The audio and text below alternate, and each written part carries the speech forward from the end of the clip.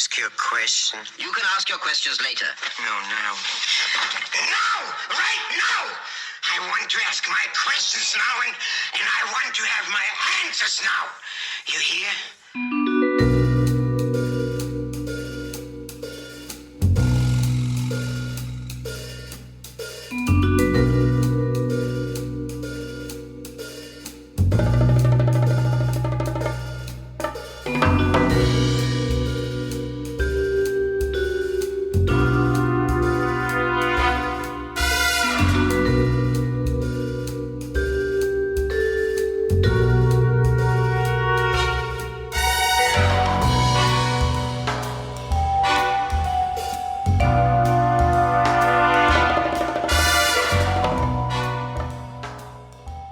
Welcome to episode 61 of the Horror Double Bill, the podcast where each week we pair two movies to create something greater than the sum of their parts.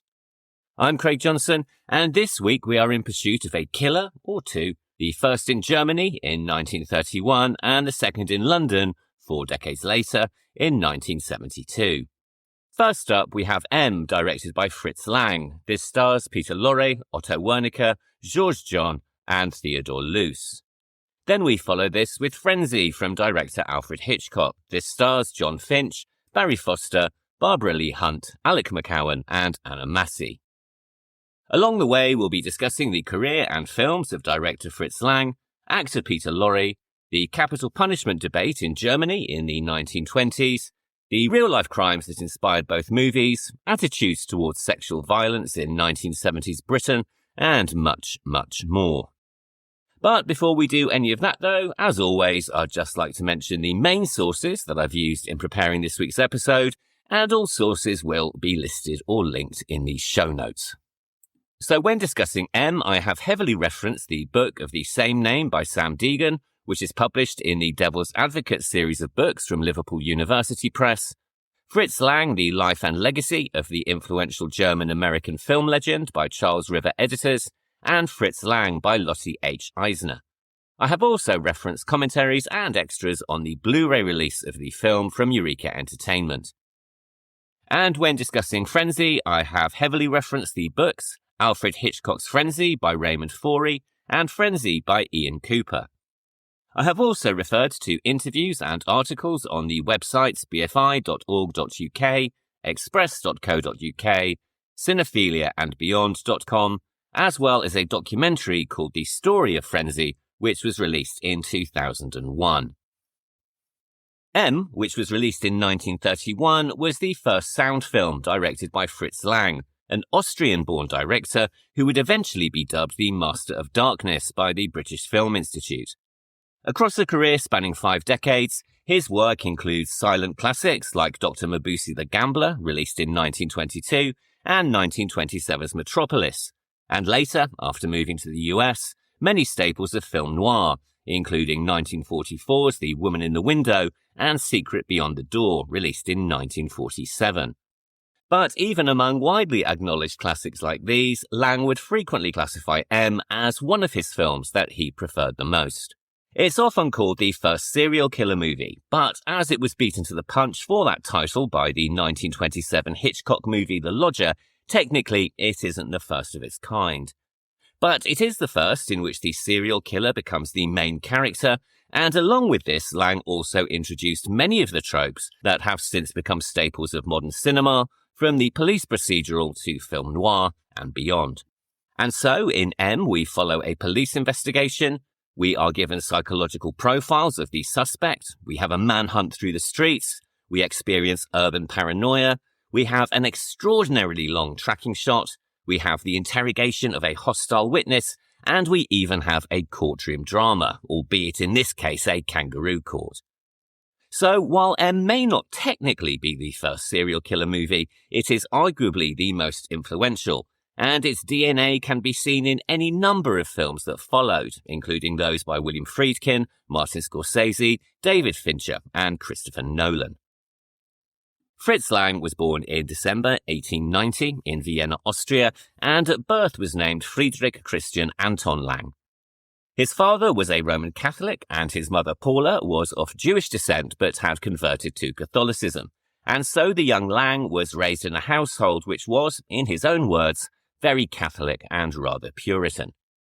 Regardless, during his childhood he read widely and indiscriminately, combining literature and philosophy with so-called penny dreadfuls and science fiction, with a reading list that included Jules Verne, Shakespeare, Schopenhauer and Nietzsche, and, as he grew older, studies of the occult. His father, Anton, was an architect, and for a while had hopes that his son would follow in his footsteps. To keep the peace, when Lang first attended the Technical University of Vienna, he did so as a trainee civil engineer, but he only lasted a term, as what he really wanted to do was become a painter. This ambition was so overriding that, even when he began attending plays as an enthusiastic theatre-goer, the idea of moving into the performing arts never really occurred to him, and certainly not, initially at least, as something that he could make into a career. He left home in 1910, aged 20, following a disagreement with his father, who had learned that he had been moonlighting part-time at 2 cabaret bars. Quote, "And since I could not convince him that I would make neither a good architect or a successful engineer, I ran away from home, something every decent young man should do. First I went to Belgium, and then from there my wanderings took me over half the world, to North Africa, Turkey, Asia Minor, and even as far as Bali. Eventually, I ended up in Paris, and I earned my living by selling hand-painted postcards, my own pictures, and occasionally cartoons to newspapers." End quote. He also began studying painting, by day at an art school run by the French painter Maurice Denis, and in the evenings at the Académie Julian, where he learned to draw nudes. It was here that he also began going to the cinema, something that he said he first became interested in purely from the point of view of a professional artist. Quote, "When I painted or sketched, my subjects were, so to speak, unanimated. We sat, for example, in front of a model and it did not move. But the cinema was really pictures in motion. There I already subconsciously felt that a new art, later I called it the art of our century, was about to be born." End quote. He remained in Paris until 1914, and after the outbreak of the First World War, returned to Vienna, where he was called up as a one-year volunteer. He would eventually be promoted to the rank of officer, but was wounded in duty several times, including losing the sight in his right eye. During his recovery, he became increasingly preoccupied with this new art of the century, and while in military hospital began writing film scenarios. 2 of these, called The Wedding in the Eccentric Club and Hilda Warren and Death, he sold to a film producer and director called Joe May, who was based in Berlin. But while this was to be Lang's first taste of success in the cinema, things didn't exactly turn out as he'd hoped. Quote, "Back in Vienna, on leave, I saw a newspaper announcement of Wedding in the Eccentric Club. I was very proud of my success and invited a number of friends, and my girlfriend too, of course, to come to the opening night.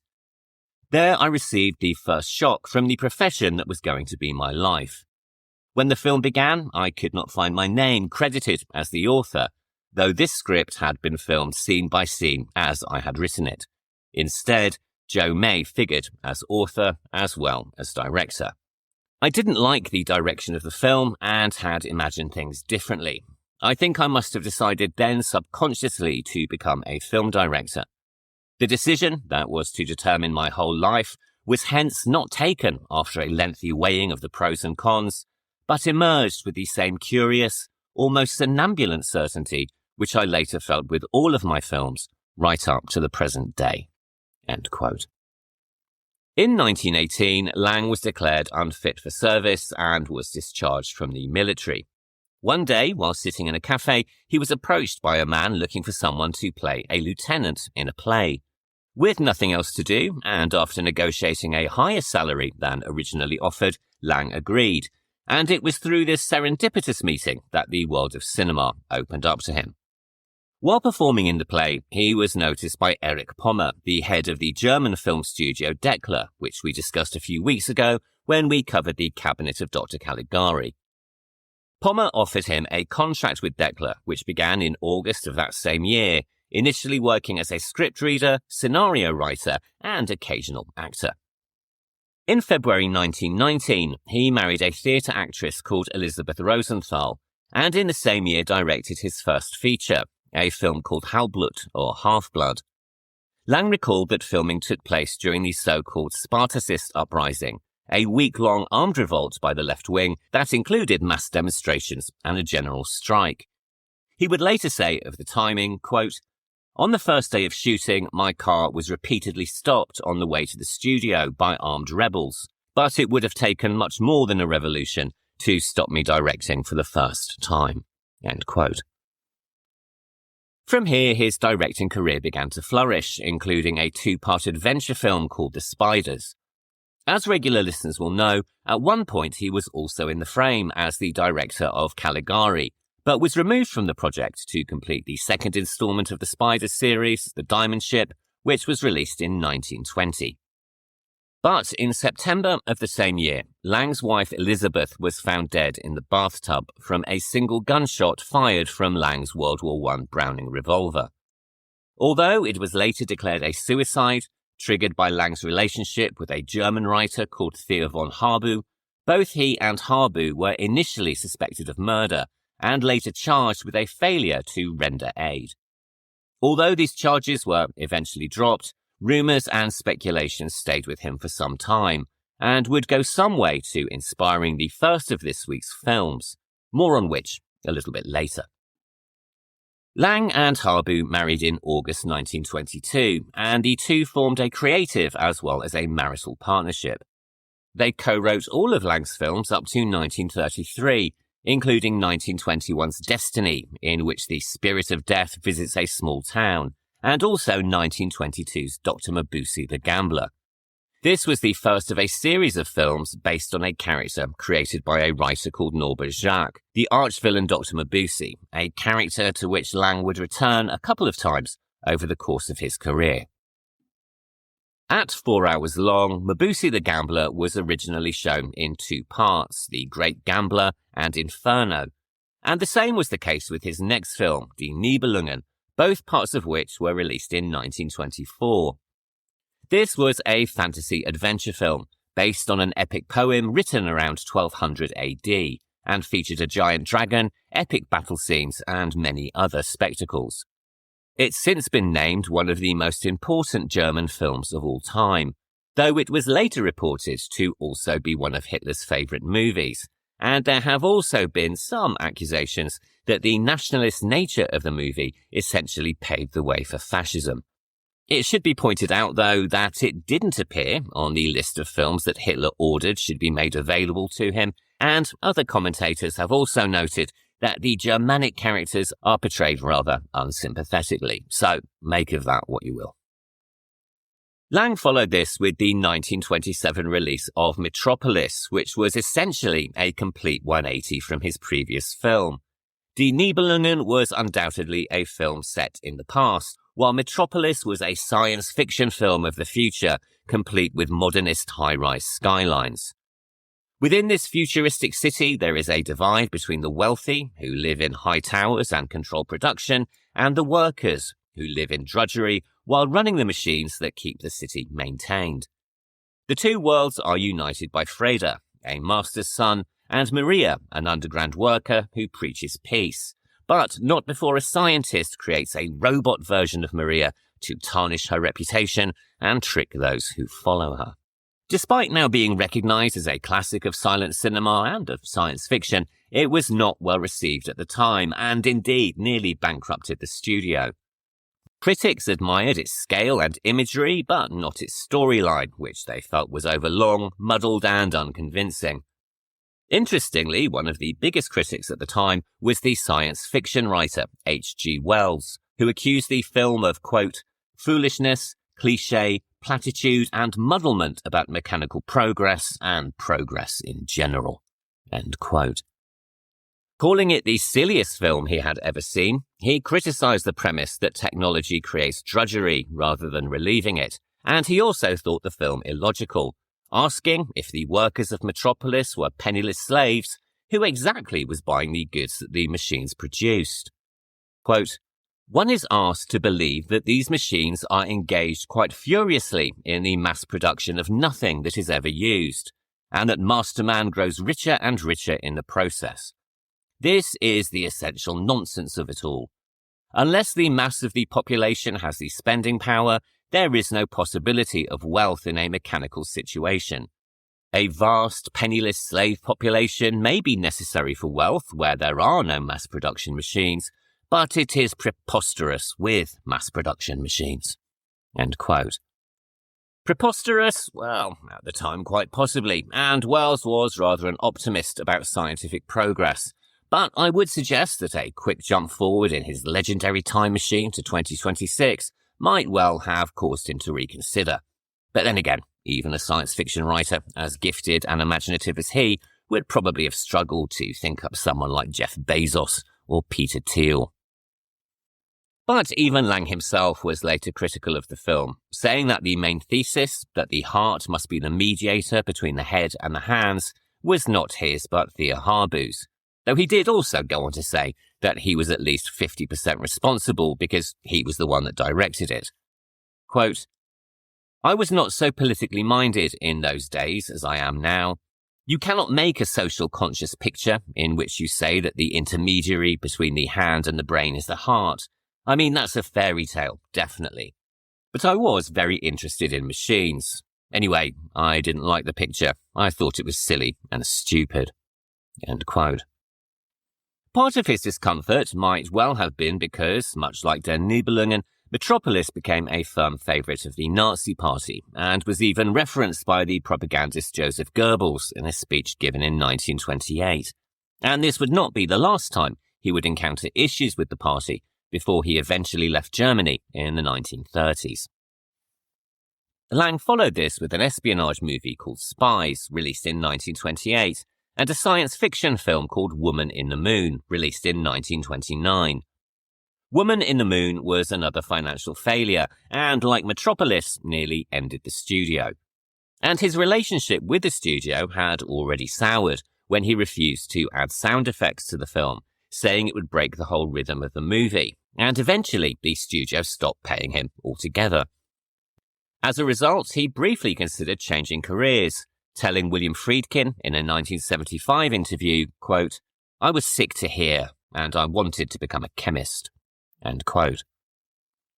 But fortunately for the film-going public, Lang was then approached by an independent producer, a man called Seymour Nebenzahl, who wanted a film for his studio, Nero Film.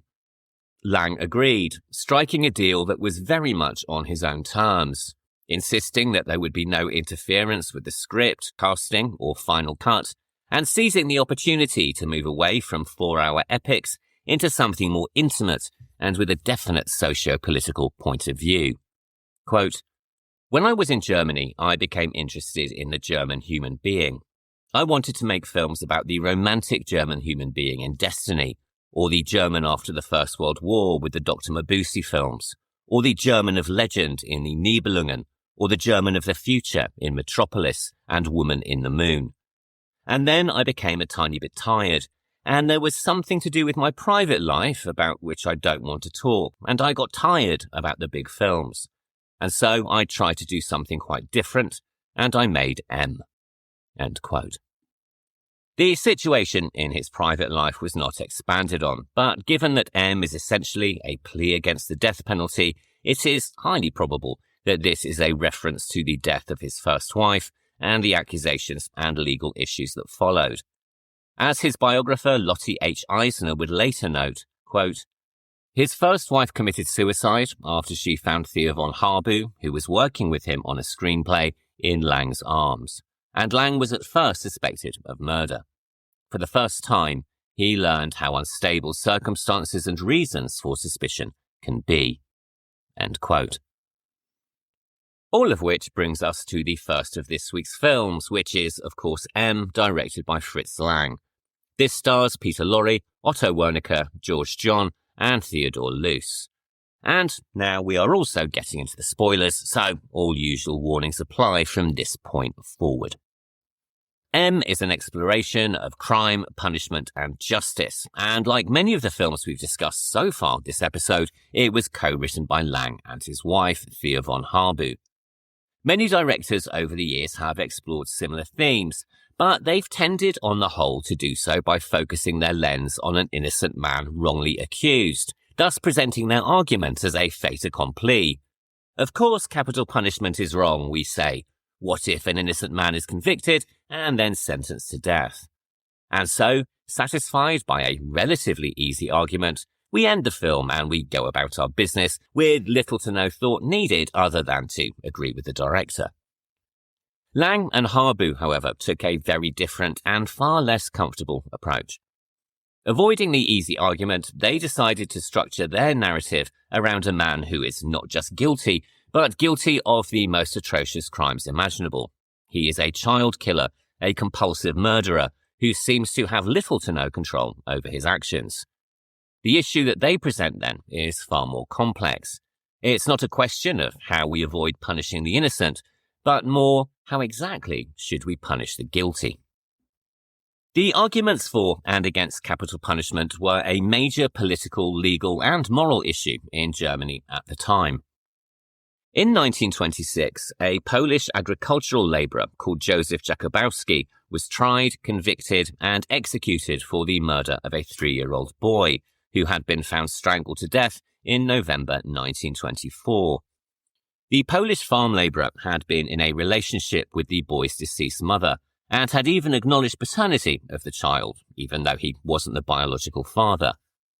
But for reasons that we will discuss shortly, he was implicated by the boy's family, and although the evidence was purely circumstantial and he continually protested his innocence, Jakubowski was arrested, convicted, and then beheaded in prison in February 1926.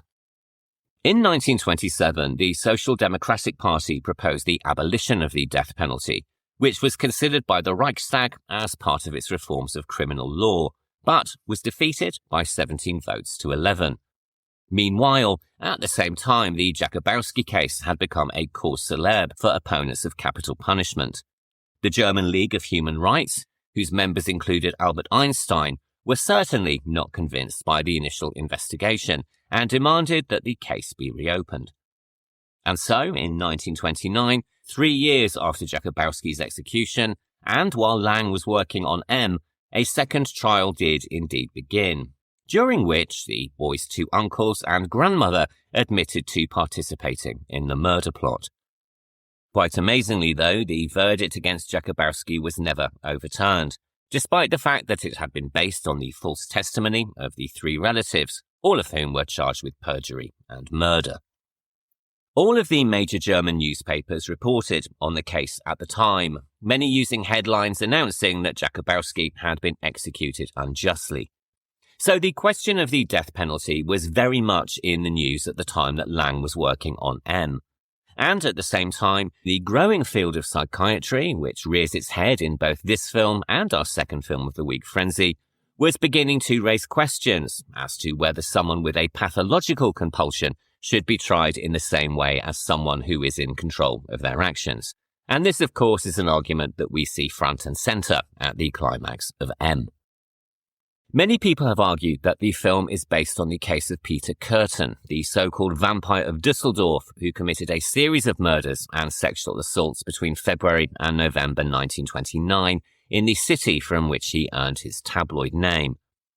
Lang would later deny that this was the case, but there are enough similarities between the Kürten story and that of M to suggest that, at the very least, a little inspiration was taken. Both Kürten and Lang's killer, Beckett, write to the newspapers, with Kürten using a blue pencil and Beckett a red one. And during the search for Kürten, the police made an appeal to the criminal underworld for assistance, something which bears no small similarity to the climactic scenes of M. But in any case, even if Lang and Harbu didn't use Kürten exactly as their model for the character, they certainly did base their film on real events and other cases, as unfortunately, Peter Kürten was not the only killer operating in Germany at the time. In an essay written by Lang to accompany the film's release, He said that he wanted to create something that reflected the rhythm of his times, the collectivity of the age in which he was living, and to make a film based entirely on factual reports. Quote, anyone who makes the effort to closely read the newspaper reports about the major homicide cases of the past few years will find a strange similarity of events, circumstances that repeat themselves, almost as if natural laws were at work, such as the dreadful psychotic fear of the general public, the self-accusations of the mentally inferior, denunciations unleashing the hate and jealousy that have built up over years of living side by side, attempts to feed the police investigators false leads, sometimes on malicious grounds, and sometimes out of excessive zeal. Bringing out all of these things on the screen, separating them from the incidentals, seems to me to confront a film based on factual reports, with a more sustainable responsibility than the artistic reproduction of events. The responsibility of sounding a warning from real events, of educating, and in this way ultimately having a preventative effect. End quote. When he started to believe in an idea and become obsessed by it, Lang did a lot of research, wanting to know as much as possible about his subject, right down to the smallest details. And so he sought advice from the criminal police at the Berlin police headquarters at Alexanderplatz.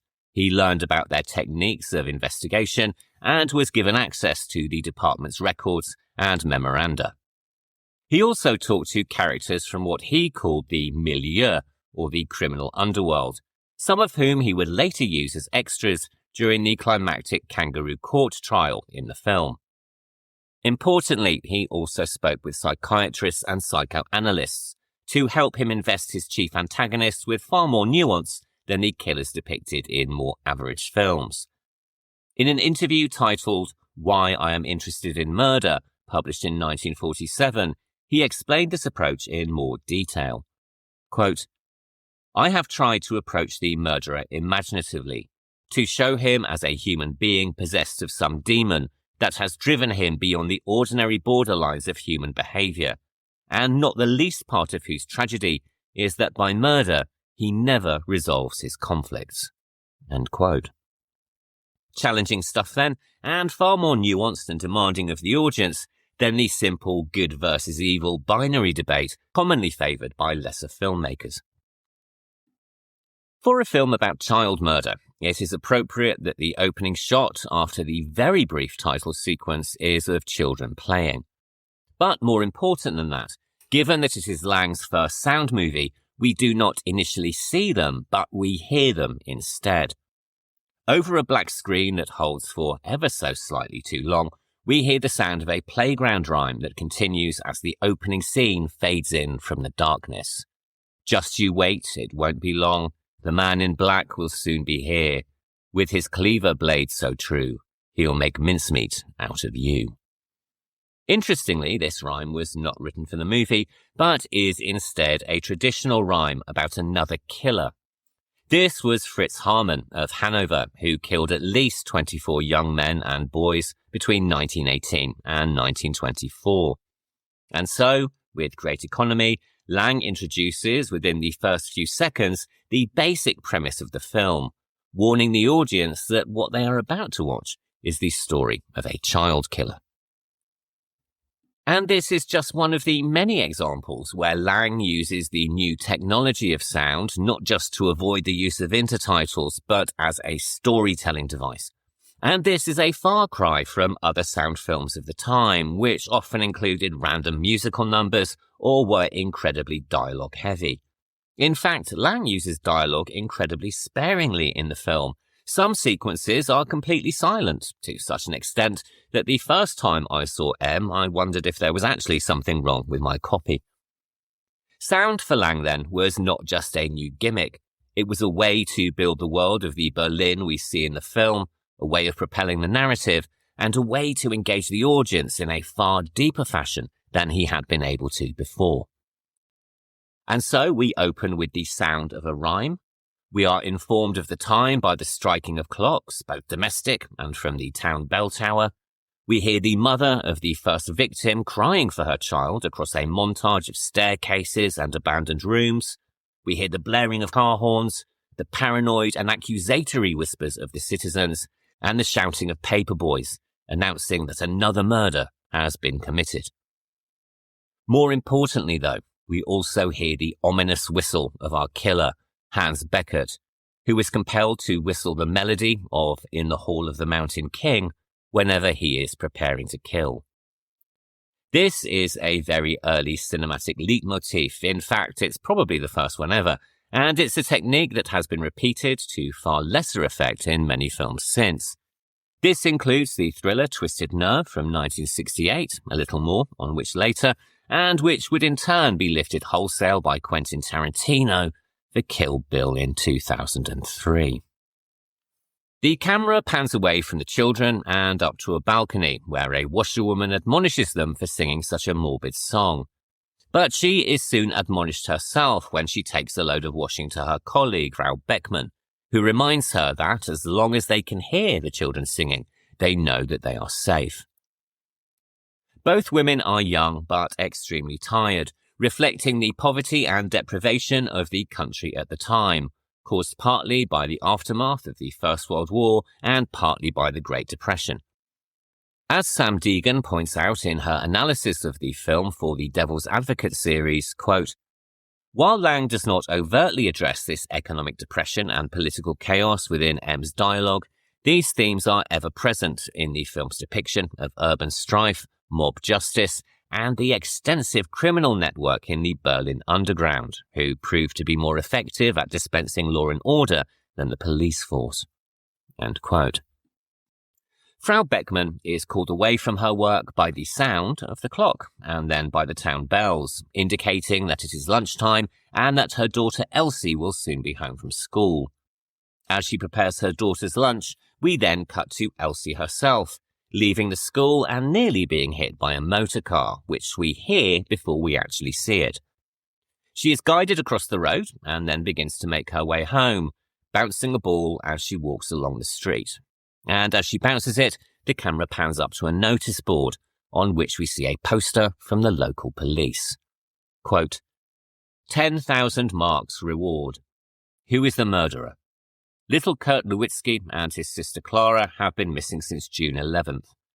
Evidence leads us to believe the children were victims of a crime similar to that committed last fall against the Doring siblings. End quote.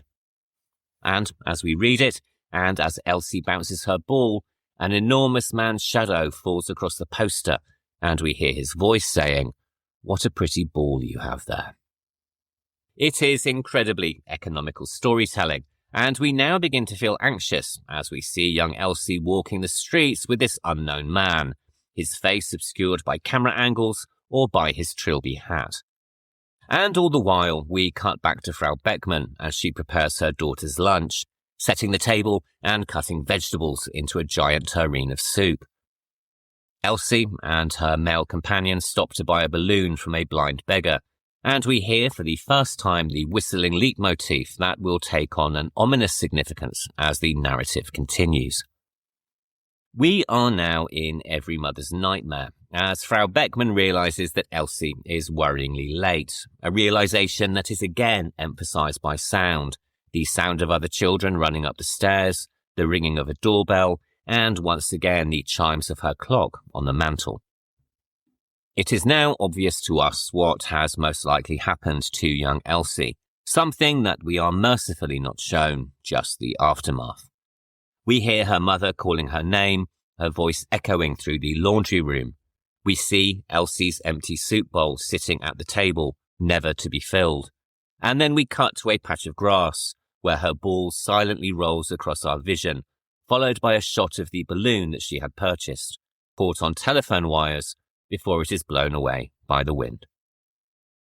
As Lang himself would later explain, quote, "Because of the loathsome nature of the crime M dealt with, there was a problem of how to present such a crime so that it would not sicken the audience, yet it would have full emotional impact. This is why I only gave hints. The rolling ball, the balloon caught in the wires after being released from a little hand. Thus, I make the audience an integral part of the creation of this scene by forcing each individual member of the audience to create the gruesome details of the murder according to his personal imagination." End quote. Personally, I always find this sequence heartbreaking and think it has far more emotional resonance than something more explicit. Not that we have much time to consider our feelings. We immediately cut to an empty street and hear the sound of a paperboy shouting that there has been a murder. And gradually the street fills, first with sound and then more people, as more newsboys and passers-by enter into the scene.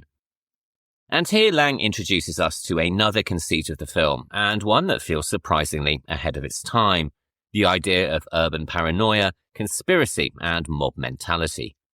We hear the frantic whisperings of the crowd, a group of men sit in a bar and accuse each other, the police raid a house purely on an anonymous tip-off, and a fairly innocuous man in the street is nearly lynched by passers-by when he stops to tell a little girl the time. Meanwhile, a pickpocket on a bus is manhandled by the police, shouting, "Sure, you can catch pickpockets, but why can't you catch the murderer?" And even he is then accused by the crowd of potentially being the killer and is nearly lynched himself. As many commentators have noted, M is a film about groups of people rather than individuals, with the exception of the killer himself, Inspector Lohman, and the criminal, the safecracker. M is not populated by characters, but instead by nameless groups of people, the mothers, the children, the police, and the criminals, presenting a paranoid urban landscape in which people are essentially faceless and act almost as a Greek chorus. And this then creates an environment into which our murderer, Hans Beckert, blends almost seamlessly.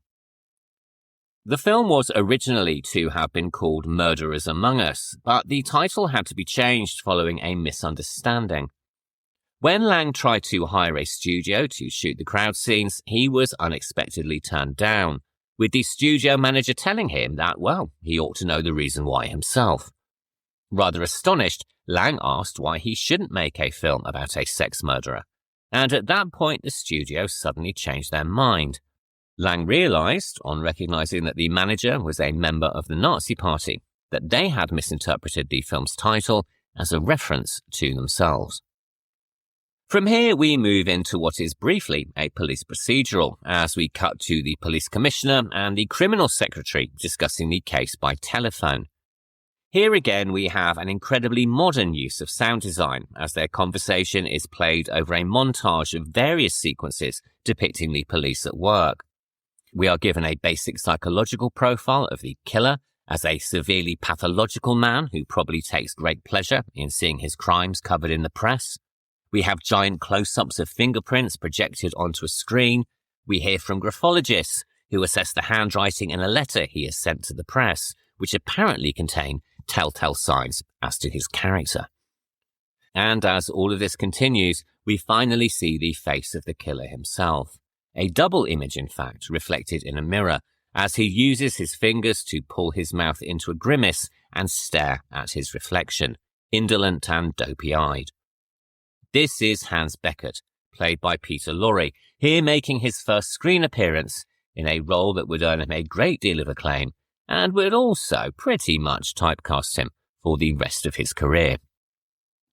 Peter Lorre was born in 1904 in Hungary and then began his stage career in Vienna, working with an artist and puppeteer called Richard Teschner. In the late 1920s, he moved to Berlin, where he worked with the director Bertolt Brecht and performed in several plays, before a happy accident led to an introduction to Lang and the role that would launch his international film career. Lang met Lorre through the actor's girlfriend, who was starring in a play, and pretty much immediately offered him the lead role in his film. Lorre was, perhaps not surprisingly, rather cynical about the offer. At just 5'5" and very baby-faced, he didn't believe he had the look suited to appearing in movies. But Lang had other ideas, later saying that he chose him, quote, "because I thought nobody would believe that a human being looking like Peter Lorre would commit horrible murders." End quote. Lorre's performance as the killer Hans Beckert is, to put it mildly, astounding, a man driven by dark forces within him that he doesn't understand and of which he appears to be afraid. Silent for the majority of the film, save for the climactic court case, he dominates the movie even when he isn't in it. After all, even when Beckett isn't on screen, other characters are talking about him, looking for him, chasing him, or otherwise trying to hunt him down. And when he does appear on screen, he is also surprisingly human, not the monstrous bogeyman of the horror film, but instead a rather innocuous man who could, as dialogue in the movie tells us, be absolutely anyone at all. There is no doubt that his theatrical training, particularly with Bertolt Brecht, helped him enormously. As his biographer Sarah Thomas noted, quote, his practical theatre training in experimental productions and as part of avant-garde companies around Europe had encouraged the development of a multi-layered acting style that could be described as dualistic. End quote. And so his performance is at once naturalistic, such as when he is stalking potential victims on the street, and expressionistic, such as when he discovers the giant M emblazoned on his shoulder, or when he is trapped in the attic of an office building as his pursuers close in. And of course it is also, quite remarkably given his crimes, incredibly sympathetic, plagued by remorse as he pleads for his life in the climactic court scene, with a monologue that switches from pathetic to monstrous and back to pathetic again. By all accounts, though, the filming experience was a challenge, and this was not just because he was making his screen debut playing an incredibly complex role that was at the heart of the film. After signing the contract, he had to wait months without taking on any other work for the shooting to begin, and when it did, Lang was apparently rather cruel to him, ensuring that each day was physically taxing and that Lorre was battered and bruised, both emotionally and physically. We'll talk more on this approach a little later, but there is no doubt that it did contribute to the quality of his performance, which is probably the most accurate depiction of the banality of evil ever to have graced the screen. During this brief glimpse of our killer, the telephone conversation between the commissioner and the secretary continues, and we are once again shown how ahead of its time the film is, with a montage sequence that anticipates those we see in so many movies today. We learn that the police have taken the murderer's presence as an excuse to tighten their control over the city, creating what is essentially a police state that reflected the actions of the Nazis at the time, and also, of course, foreshadowed what they would go on to do in the years that followed. And so we see the police raiding nightclubs, checking identity papers, arresting anyone they see fit, all in the name of supposedly hunting down a killer. It is fair to say that the authorities in this movie are depicted in an incredibly harsh light. Earlier we are told that the homicide squad is constantly on call, always tense and alert, ever ready to spring into action, but this dialogue is heard over a shot of one officer asleep on the sofa while the other is pouring himself a beer. In this world, they are either authoritarian or lethargic, and there seems to be no real middle ground. "You're ruining my business, Sergeant, driving away the clientele," says one bar owner, or possibly madam, to a police officer. And as she continues, we learn that it is not just the police who are after Beckett. The criminal underclass of Berlin have decided that he is bad for business, and they too want him caught and gotten out of the way, albeit for less than altruistic reasons. As the woman continues, quote, "If they ever get their hands on that monster, they'll make toothpicks out of him." End quote. And it is in the very next scene that we are introduced to this new group of characters, the criminal underworld of Berlin, led by a man known as the Safecracker. Played by the actor Gustav Gründgens, he makes an impressive entrance, dressed in a long leather trench coat and bowler hat, before stating his case before his fellow crime lords. Quote, "We will dispense with the preliminaries as we know why we're here. An outsider is ruining our business and our reputation. Measures taken by the police and the daily raids to catch this child murderer are hampering our activities to an almost unbearable degree. We can no longer tolerate the fact that we are not safe now in any hotel, bar, cafe, or even private home from the clutches of the police. This state of affairs must end. Things must return to normal, or we will go under." End quote. And so begins a lengthy and quite brilliantly edited sequence as our viewpoint switches between the criminals planning their investigation and the police preparing theirs, with overlapping dialogue between the safecracker and the president of the police introducing each cut. And it soon becomes clear which side has the better plan for finding the killer. The police insist on ID checks, relentless and ever tougher raids, and meticulous searches of property, while the criminals decide to capture Beckett themselves, relying on their own informants, and importantly, the organisation of beggars. In a later interview, a writer suggested to Lang that this organisation was a romantic element and completely fictional, but he refuted the idea, saying that a beggars' exchange really did exist in Berlin, and that a crime magazine at the time had even published pictures and written articles about it. They are introduced through a quite masterful tracking shot, beginning with a close-up of scavenged and salvaged cigarette ends, and then travelling through their exchange, in a scene that predates by decades similar moments in Scorsese's Goodfellas and Paul Thomas Anderson's Boogie Nights. From here, we return to the streets of Berlin, though in reality a soundstage, as Beckett stares through a shop window, his image reflected in the glass in a recall to the earlier shot of him looking in a mirror. Catching sight of a little girl, also reflected in the glass, we see a look of terror and despair flash across his face, before he begins his by now familiar whistle of In the Hall of the Mountain King. His mental state is also reflected by a display in a nearby shop window, a spiralling hypnotist wheel swirling around in circles, and a large wooden arrow that bounces up and down beside it, always pointing down, indicating a submission to his deepest unconscious desires. Fortunately, he is thwarted at the last moment as the young girl's mother approaches, and frustrated he moves to a cafe, where he orders a cognac, and his whistling breaks as he drinks. And incidentally, the whistle was not the actor's own. Peter Lorre himself couldn't actually whistle, and so the sound that we hear was supplied instead by director Fritz Lang. Meanwhile, the police have managed to stumble across his identity. After insisting that all healthcare facilities, prisons, clinics, and insane asylums must be encouraged to cooperate, they have obtained a list of those recently released, after being deemed harmless to society, but who could potentially still be the murderer.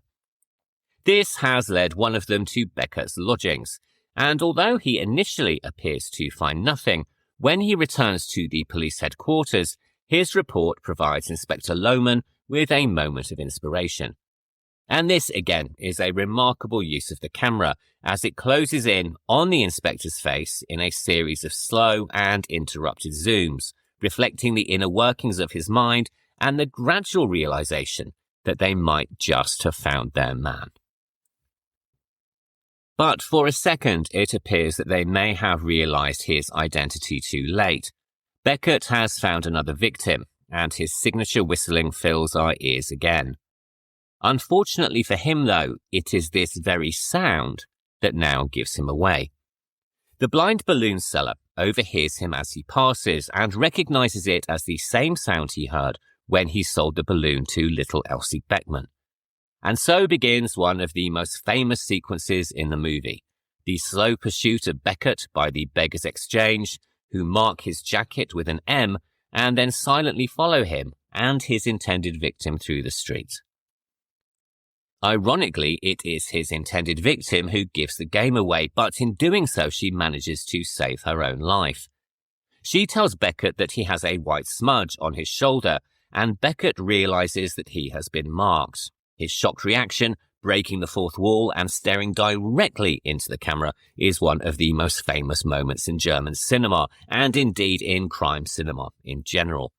He flees, leaving the young girl behind him, and we are then treated to a god shot of a street in Berlin as he finds himself gradually surrounded in a moment that echoes the children's game we saw in the opening moments of the movie. He manages to hide in an office building, which is revealed by a remarkable panning shot accompanied by the ringing of church bells. However, although he may have escaped, it is only temporary, The criminal gang and the safecracker now know where he is hiding and break into the building after hours to finally track him down. The following scene provides some rather unexpected and, I have to say, rather welcome comedy as the gang ransack the building to hunt down their prey. One of them is chided for trying to use explosives to break down an internal door, and soon after, two of the gang are seen carrying an unconscious security guard, wearily announcing that this is the last one. But although they do eventually find their prey, in the excitement they lose sight of one of the security guards, who raises the alarm, forcing the gang to flee, albeit with their captive, but crucially leaving one gang member behind. This gives us another moment of comedy when this member is finally captured by the police, but it also gives us a very early example of the classic hostile witness interrogation, so beloved by the modern police procedural. There's also a rather bizarre low-angle crotch shot of Inspector Lohman sitting at his desk, though the less said about that, probably the better. We now have the climactic scene of the movie, in which Beckett is dragged into a cellar and the gang hold a kangaroo court. Though, as they are all experts in criminal proceedings, they insist on doing things by the book and even provide him with a defense counsel from among their own. And so, we now have the real debate regarding crime, punishment and rehabilitation. One that we still hear today, though, as opposed to an ersatz courtroom in a basement, it is now more often splashed across the papers and social media. We know, says the safecracker, that you will try to plead insanity and spend the rest of your life being cared for by the state. And then you will break out of the asylum or receive a pardon, and you're as happy as can be.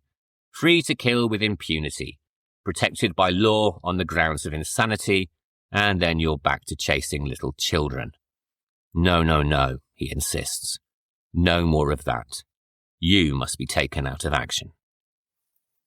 Lang would later say that he believed in these moments Peter Lorre gave the performance of a lifetime, and I've already alluded to the notion that Lang went about achieving this in the most brutalizing way. Years later, the film's editor, Paul Falkenberg, stated that, quote, Lang beat a performance out of Peter Lorre in the film's finale past the limits of physical endurance, end quote. And so he ordered endless takes of the actor being kicked in the shins with nailed boots and thrown down concrete stairs into a woodpile. All completely unacceptable these days, of course, and barely acceptable even then, but however unethical the technique, it created the desired effect. Peter Lorre's performance here as a terrified and broken man suddenly and unbelievably generates sympathy for the character despite the appalling things that he's done, and it's a deeply uncomfortable and conflicting watch. The dialogue here is also quite remarkable, as Beckett gives not only the reasons for his crimes, but points out the sheer hypocrisy of the criminal gang's efforts to deliver quote-unquote justice. Quote, what do you know? Who are you anyway? Who are you, all of you? Criminals. Probably proud of it too. Proud you can crack a safe or sneak into houses or cheat at cards. All of which it seems to me you could just as easily give up if you had learned something useful, or if you had jobs, or if you weren't such lazy pigs. But me? Can I do anything about it? Don't I have this cursed thing inside of me, this fire, this voice, this agony? I have to roam the streets endlessly, always sensing that someone's following me. It's me. I'm shadowing myself silently, but I still hear it. Sometimes I feel I'm tracking myself down. I want to run away from myself, but I can't. I can't escape from myself. I must take the path it is driving me down and run down endless streets. And with me run the ghosts of the mothers and the children. They never go away. They're always there, always, always, always, except when I'm doing it. Then I don't remember a thing. Then I'm standing before a poster, reading what I've done. End quote. Beckett's defense puts up an admirable argument for mercy, stating that we do not have the right to kill those who are mentally unwell. But it is clear that the criminal gang and the safecracker in particular are not concerned with the ethics and morality of whether a compulsive criminal is better or worse than those who pursue it as a career. He must be extinguished like a bonfire, the safecracker announces, to the agreement of the gathered crowd.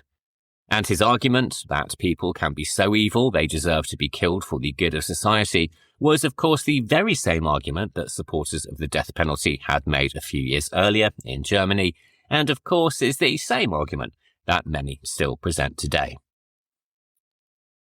We never get to know the verdict of the court, or whether the safecracker or the defence would have won out in the end, as in another really impressive moment, we realise that the police have finally arrived. And this is shown not through the reveal of their entrance, but by the slow reactions of the crowd in the cellar, who gradually raise their hands and stand one by one, finally surrendering themselves and their captive to the long arm of the law. The final shot is not of Beckett, the safecracker, or a triumphant Inspector Lohmann.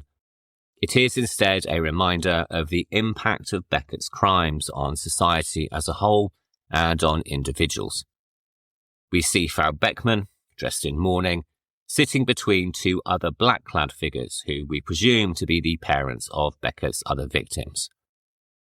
But more than just a reminder of what Beckett has done, this scene is a plea from Lang to the viewer and to society as a whole, as once again the fourth wall is broken and Frau Beckmann addresses us directly, reminding us of our societal obligations. One has to keep closer watch over the children, she says.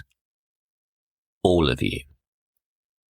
M premiered on the 11th of May 1931 in Berlin in a version lasting 117 minutes.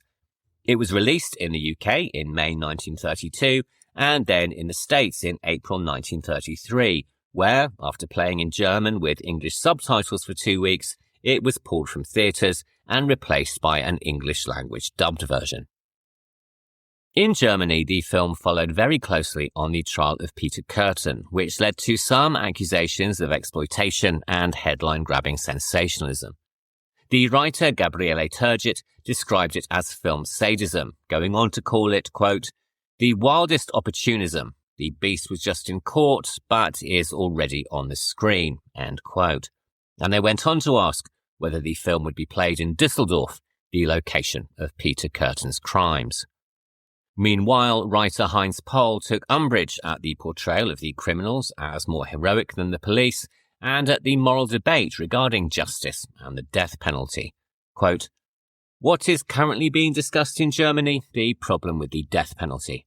Lang addresses this serious issue, which has unfortunately been exploited by party politics. He transforms it into a technically grandiose, yet internally untruthful and dangerous final apotheosis. The underworld." End quote. Nevertheless, the controversy did little to harm ticket sales, and the film, following a run of spectacular box office failures for Fritz Lang, became a huge success. Other reviews were, of course, far more favourable. Hans Wallenberg praised the themes of the movie and Lorre's performance, while the writer Hans Feld felt that the film was far ahead of world standards, writing that a new record had been set and that, in addition to the film's technical excellence, it was enriched by poetic quality. He also noted, in his opening line, that with M, quote, "the motion picture has finally become a weapon in the culture wars," end quote. Peter Lorre followed M with several more pictures in Germany, but left when the Nazis took power in 1933. He first travelled to Paris and then to London, where he was cast in Alfred Hitchcock's 1934 movie, The Man Who Knew Too Much. After working with Hitchcock again on the 1936 film Secret Agent, Lorre moved to Hollywood, where he first appeared in a remake of The Hands of Orlac called Mad Love. Released in 1935, this is a terrific film if you've not seen it, with a fantastic performance from Lorre as the mad surgeon Dr. Gogol, of which the Hollywood Reporter commented, quote, "There is perhaps no one who can be so repulsive and so utterly wicked. No one who can smile so disarmingly and still sneer. His face is his fortune." End quote. He followed this with an adaptation of Dostoevsky's Crime and Punishment and then accepted a 3-year contract with 20th Century Fox. For them, he starred as a Japanese detective called Mr. Moto, but he soon grew tired of the part, declaring it childish and later dismissing all of the films entirely.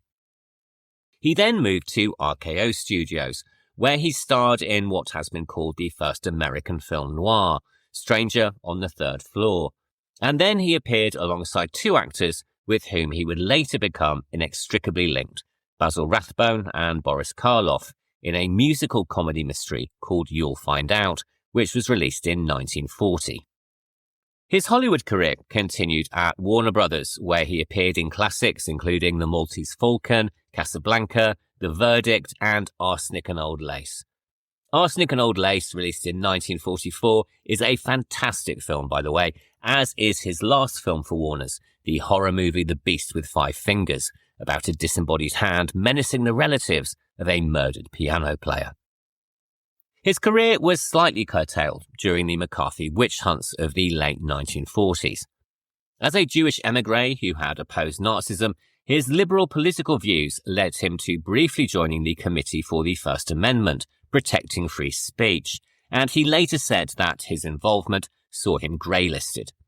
In 1949, he filed for bankruptcy and briefly returned to Europe, where he co-wrote, directed and starred in a film called The Lost One, an art house film noir about a wanted Nazi. Although it was critically successful, audiences sadly stayed away. He returned to the States in 1952, where he resumed his career as a character actor in film and TV, including 2 episodes of the series Alfred Hitchcock Presents in 1957 and 1960. Later in the decade, he worked with Roger Corman and his previous co-stars Boris Karloff and Basil Rathbone with Tales of Terror in 1962 and The Raven in 1963. And he worked with those co-stars once again on the 1963 movie The Comedy of Terrors, this time directed by Jacques Tourneur. He died from a stroke in Los Angeles on March the 23rd, 1964. Fritz Lang followed M with The Testament of Dr. Mabuse, the follow-up to his earlier film of 1922. But this would not go on to be released in Germany, as it was banned by the Nazis, who felt it was a menace to public health and safety.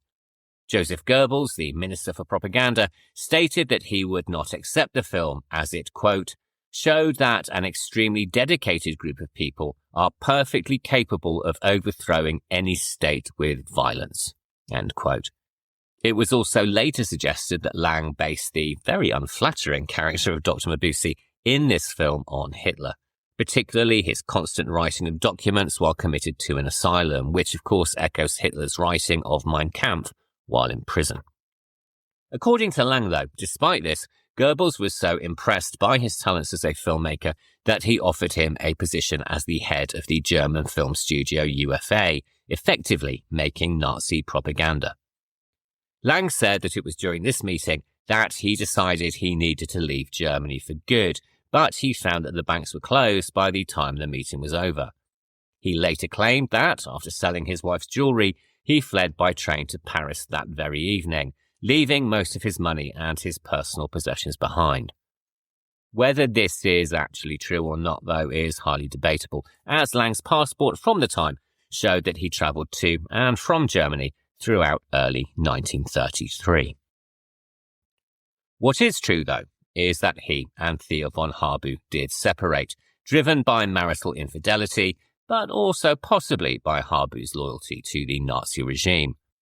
They divorced on the 20th of April 1933, and Lang left Berlin permanently in July of that year, 4 months after his supposed meeting with Goebbels.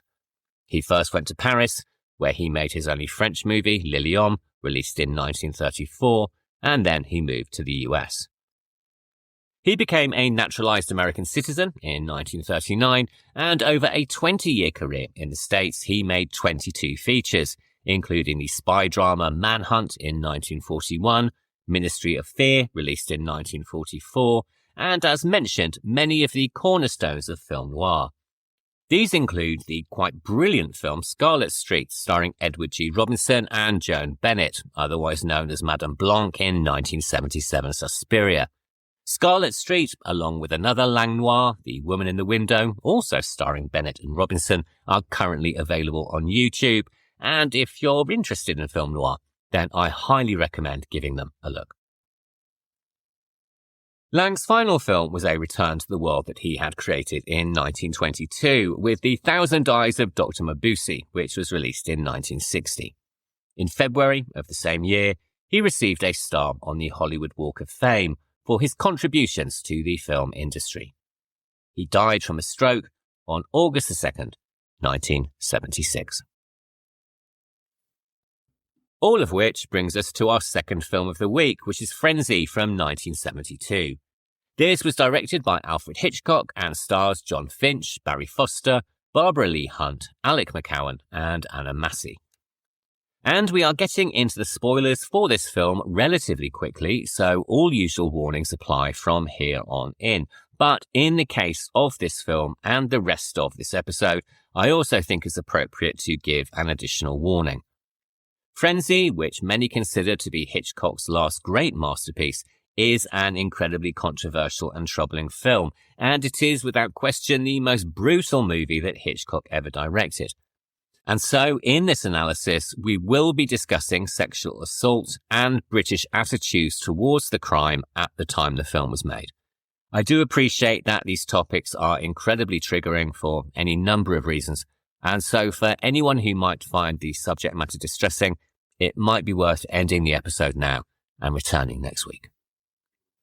We last discussed Alfred Hitchcock when we covered his 1963 movie The Birds back in episode 39, and this film was arguably the last really successful movie that he made for the remainder of the 1960s.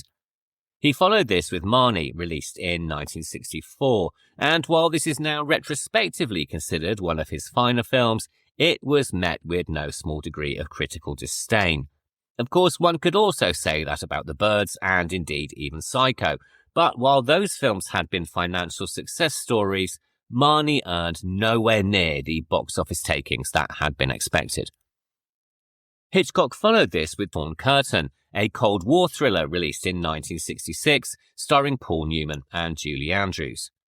Although this was financially successful, grossing $13 million worldwide from a $3 million budget, it had not been well received by the critics, and was described as old-fashioned and rather dull, with one commentator calling it, quote, a profound failure that indicates a more chronic condition, a malaise, end quote. Things didn't really get much better for him with his next film, Topaz, an espionage thriller released in 1969, which lost more money than any Hitchcock film to date and was also the most expensive film that he had ever made. And although this did receive some positive reviews, the general consensus was that Hitchcock had come to the end of his powers, with critics commenting that it was the same damn spy picture he'd been making since the 1930s, but longer, slower, and duller, while at least one suggested that perhaps it was time he retired. In addition, he had fallen out with regular composer Bernard Herrmann, with whom he had disagreed on the score for Torn Curtain. His TV series, Alfred Hitchcock Presents, had come to an end in 1968, and tragically, his chief editor, George Tomasini, and his director of photography, Robert Burks, had both passed away. And so, by the end of the decade, the master of suspense appeared to be at the lowest ebb in his career, with one biographer noting that, quote, he seemed to have lost faith in his own ability to make a good motion picture, end quote. Part of the problem seems to have been an inability to find material that would make a classic Hitchcock film.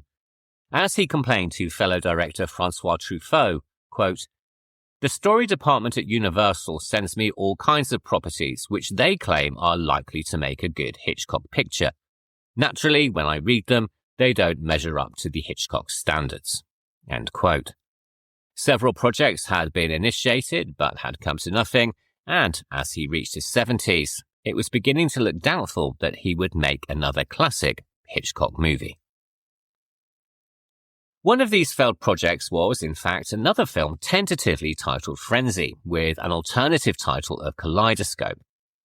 He had initiated this immediately after completing Torn Curtain, and it was to be a thriller about a psychotic killer who fixates on and attempts to murder an undercover policewoman. But the powers that be at Universal had really not been in favour of the project, feeling it inelegant and not up to their usual standards. Reportedly, their curt dismissal of the project reduced the director to tears. It was this dismissal that led him to make the less than successful Topaz, and this version of Frenzy is now considered to perhaps be the best film that the director never made.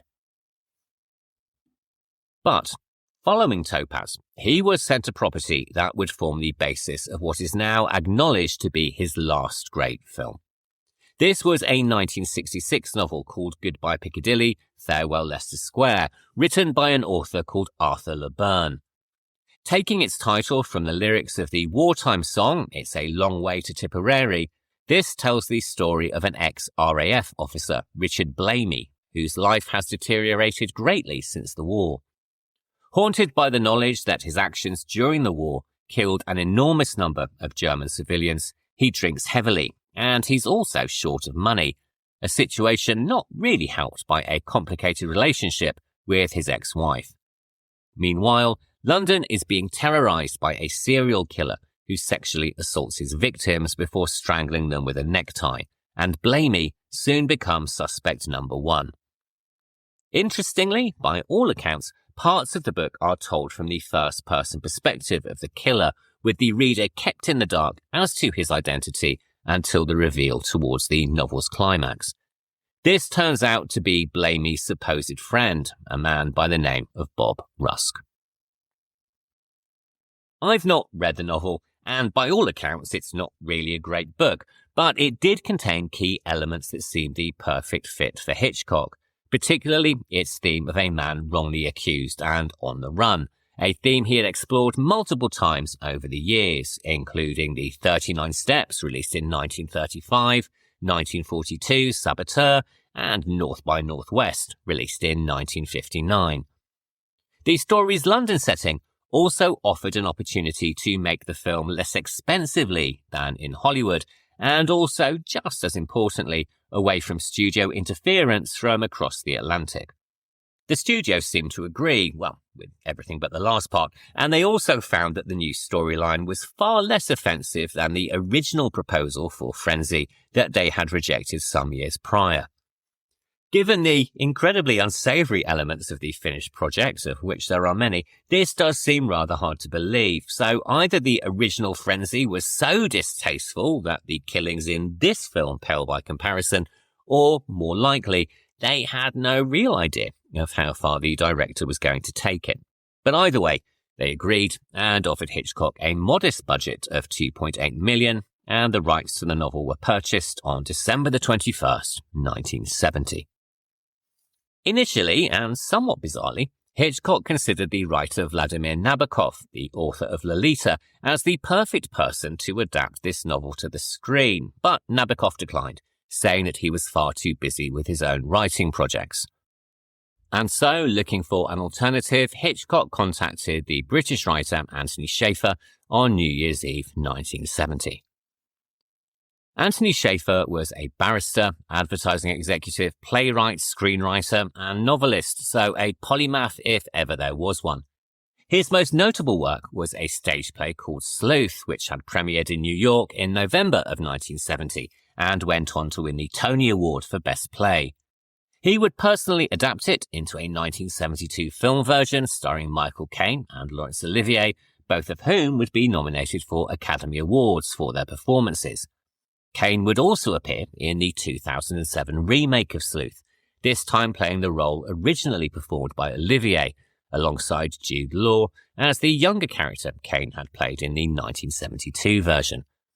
Despite a screenplay written by the great British playwright Harold Pinter, the remake is far less successful than the original, and so if you are going to track it down, and I highly suggest you do, I also suggest you stick with the earlier version instead. That being said, though, horror fans will best know Shaffer for his screenplay for the folk horror classic The Wicker Man, which was initiated following discussions between he and Christopher Lee, who wanted to break free from his typecasting as Dracula and take on more interesting roles. I really probably don't need to say much more about The Wicker Man, which has been classed by various publications as one of the greatest British films of all time and the Citizen Kane of horror movies. Not so sure about that one, but doubtless we will return to it at some point in a future episode.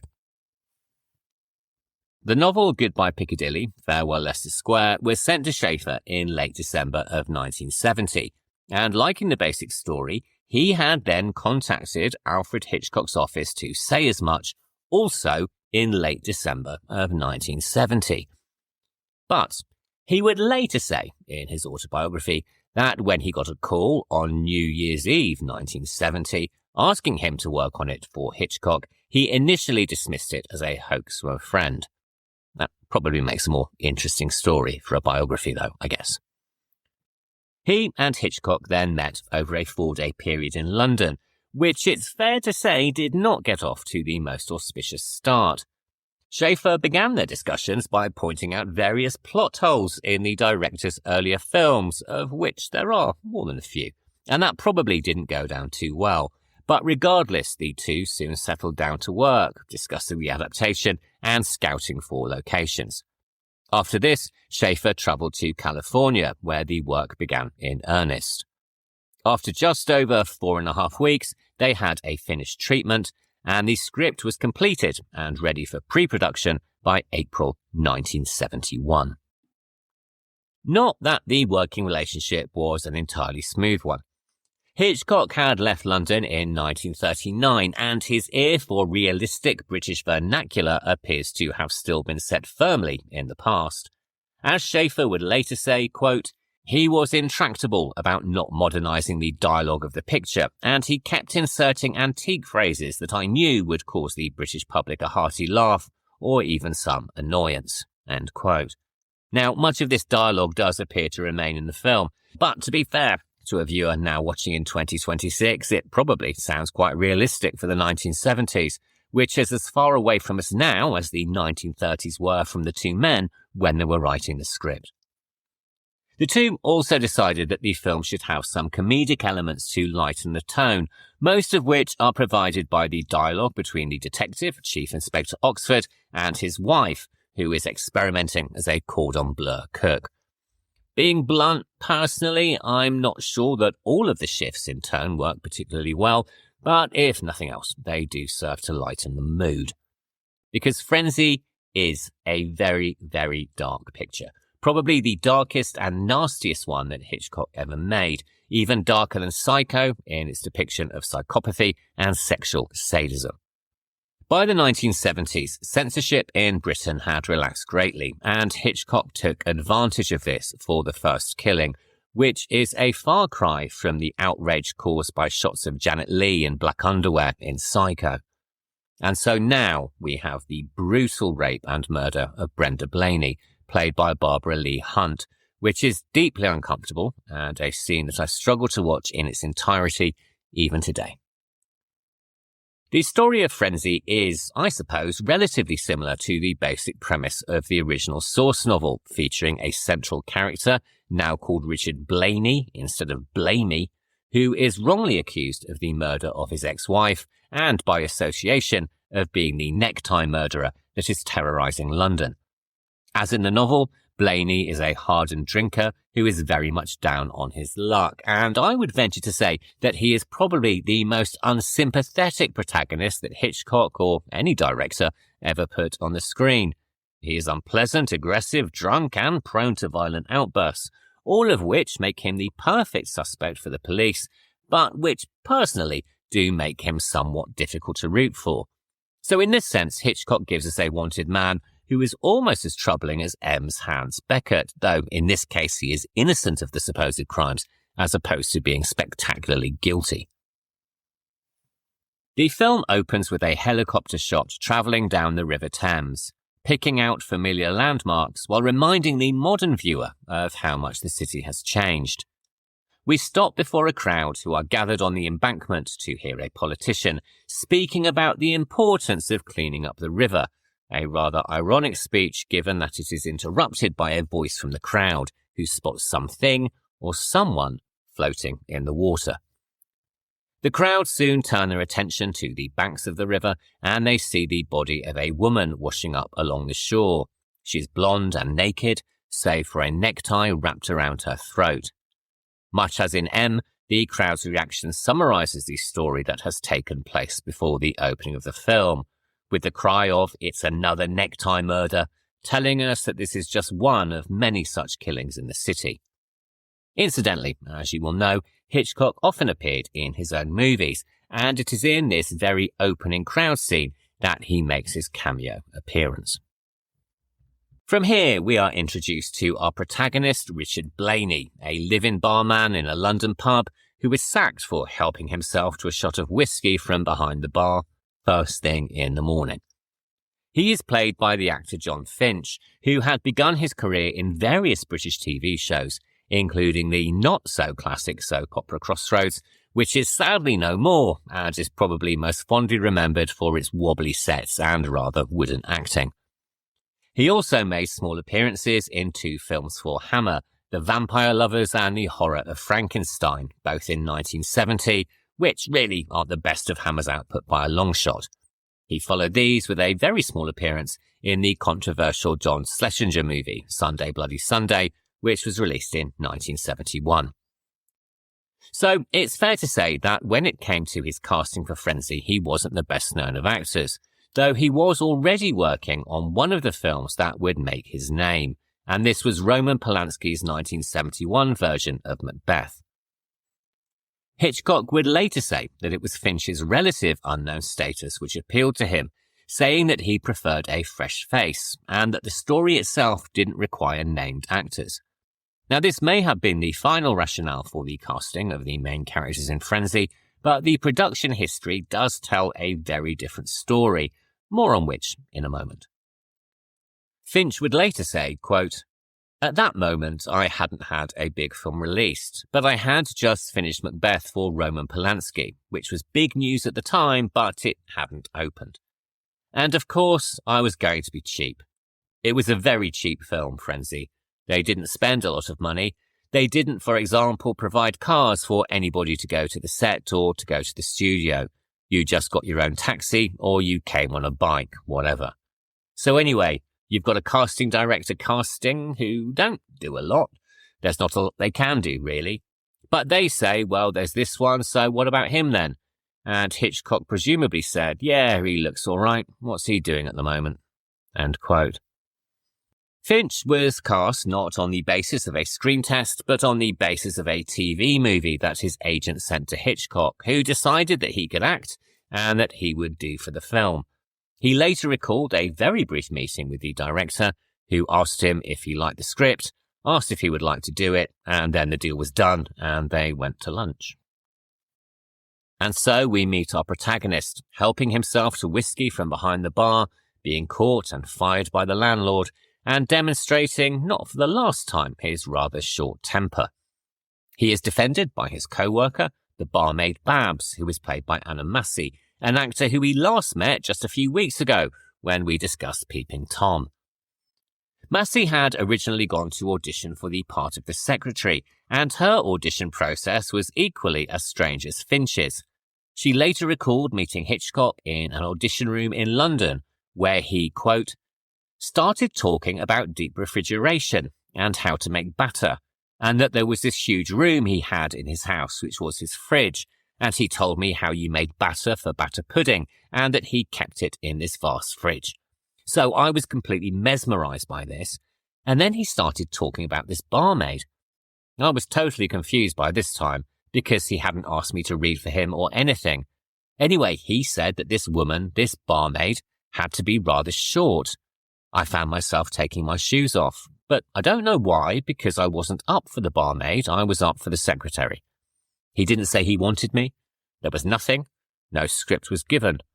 The next day my agent rang and he said, he wants you for the role of the barmaid, Babs. I said, this is amazing. So I said yes, to Hitchcock, of course. End quote.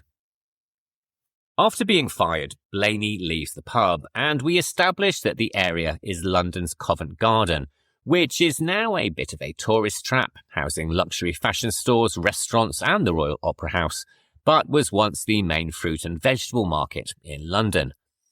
Taking its name from the fact that the land was once owned by a convent, by the 1960s traffic congestion had become too much for the area, and in 1974 the market was moved to an area known as New Covent Garden, about 3 miles away. The area was then redeveloped across the 1970s and early 1980s, becoming the very overpriced part of London that it is today.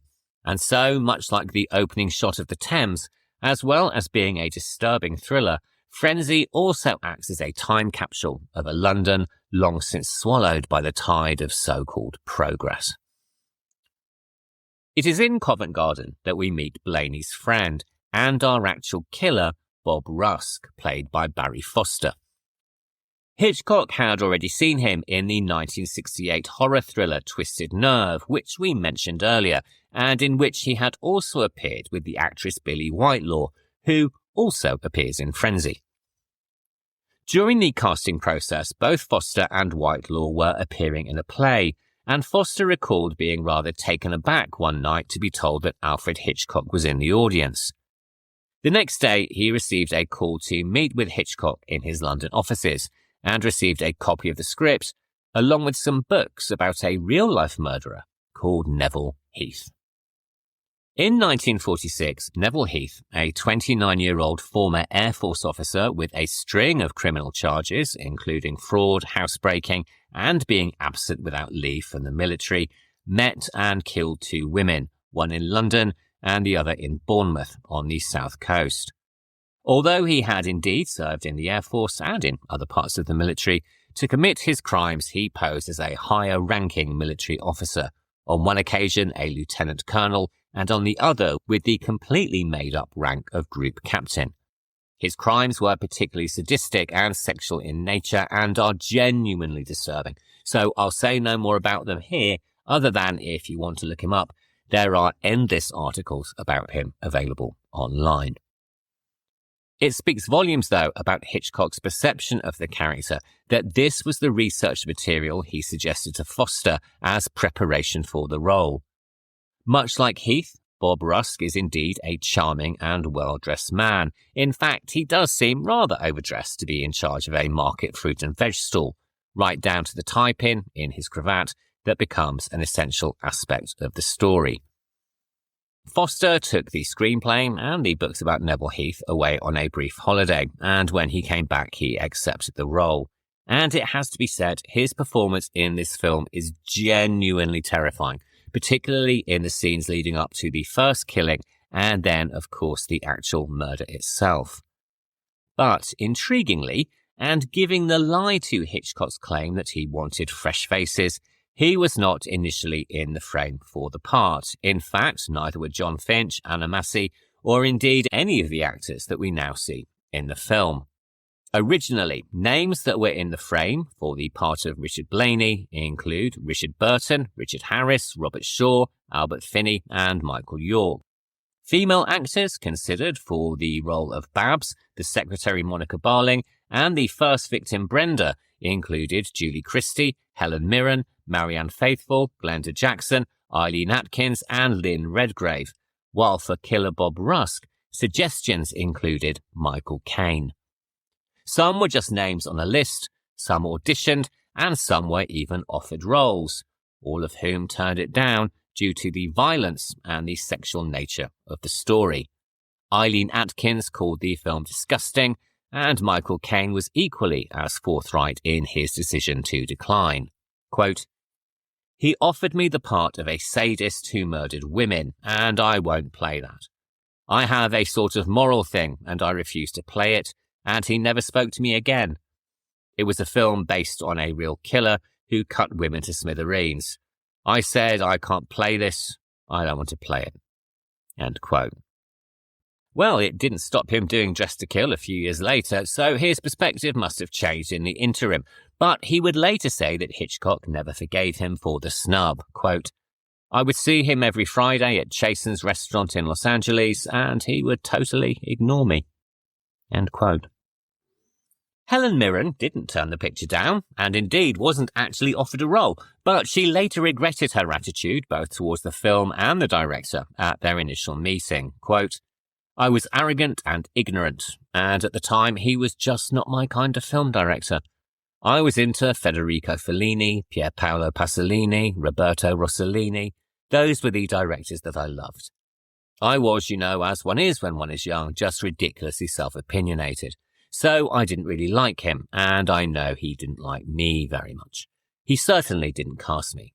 He took one look at me and went, 'Oh, good God, she's going to be a nightmare.'" End quote. Following his meeting with Bob Rusk, who gives him a box of grapes and a tip for a sure thing at the horse races, Blaney stops off at another pub for a drink, and here we overhear an exchange which is certain to make modern audiences wince, but which is sadly rather indicative of attitudes towards sexual crime in 1970s Britain. Sitting at the bar are two drinkers, both very dignified. In fact, one of them is a doctor. The two discuss the necktie killer's crimes and, much as in M, describe his likely psychopathy, the traits of which seem demonstrated by Blaney's rather irascible behaviour at the next table. All well and good, I suppose, until the talk turns to the fact that the victims are raped before they are murdered, at which point we have some rather uncomfortable attempts at British banter, with the line, quote, "Well, every cloud has a silver lining," end quote, ringing rather uncomfortably in the ears.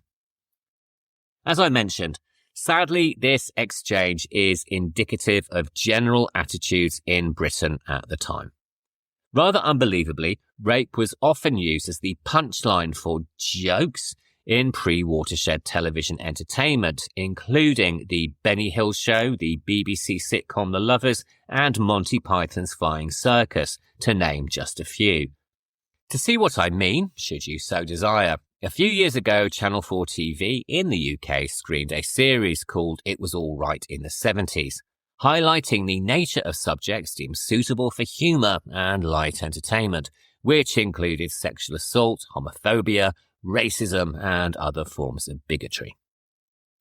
And sadly, this wasn't just restricted to television. In 1975, the House of Lords, part of the UK Parliament, held that a man who believed a woman had consented should be acquitted of rape, even if there were no reasonable grounds for him to hold that belief. A year later, the House of Parliament debated whether rape could occur within a marriage, during which one MP stated that it was, quote, "utterly wrong that a husband can be regarded as raping his wife," end quote. It wasn't until the mid-1970s that the women's liberation movement saw major victories when legislation was finally passed that guaranteed anonymity in the court system for victims of sexual assault, and the Violence and Matrimonial Proceedings Act of 1976 made domestic violence a specific criminal offence.